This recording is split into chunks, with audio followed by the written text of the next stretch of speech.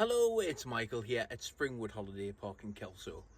Since you enjoyed my video that I did about the Roxburgh Bar and Lounge, and I give you a little bit of history about the park, how that building there used to be the old stables and butler's quarters of what I called Emmerdale Farm here at Springwood Holiday Park, I actually thought I'd share with you a little bit more history about the park and not the Springwood Estate as a whole. So as I've said, the park is built within an old country estate. The estate actually used to go right the way from Kelso itself when you come across the bridge, which is actually just behind me in the distance across here, right the way up to Heaton, which is where you'll find the Slosh Country 5-star luxury hotel.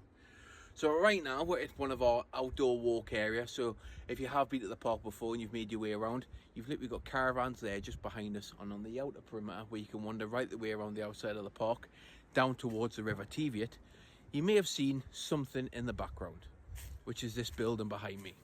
So this is the mausoleum for the Douglas family who made Springwood Estate what it is today.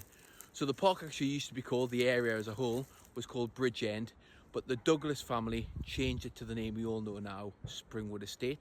So I'm going to let you know a little bit more about this building behind. So welcome to the Douglas family mausoleum.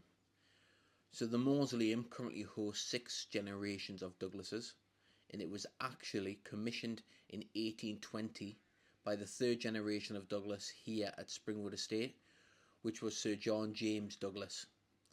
So it was commissioned in 1820, and it was actually only consecrated in 1838 by the Bishop of Glasgow. But at this point here, Sir John James had actually already passed away at the small age of 43, where he actually died in 1836 in Paris. So he was succeeded by his next son, Sir George John Henry Scott Douglas, and he's actually widowed because of him dying so young, actually did remarry. So when we're looking around the exterior of the mausoleum, you may notice that it has been boarded up, so there is some different colour sandstone as well as concrete to the rear. So unfortunately in 1989 it was vandalised, but you were actually able to make your way into the mausoleum in the past, and no expense was spared with its full black and white marble floors in there. As you can see, it's a pretty impressive building, and what a way to remember your family. And it actually shows you the wealth the Douglas family used to have here at Springwood Estate, with the land stretching right the way up to Heaton. When you make your way in towards Kelso, you will actually find a plaque which was put in by Sir John James Douglas, which was to show his really land area, his boundary of the land here of the estate.